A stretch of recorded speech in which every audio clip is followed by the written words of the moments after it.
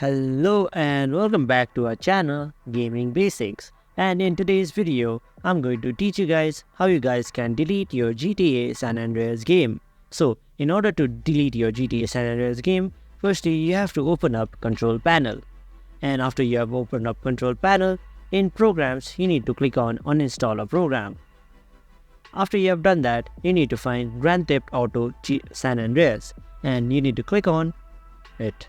And after you have right clicked on it, there will be a tab called install. You need to click on install, and after that you need to click on yes. Now I'm not going to do it because I don't want to install the game, but if you guys are uninstalling, then you can click here and click next.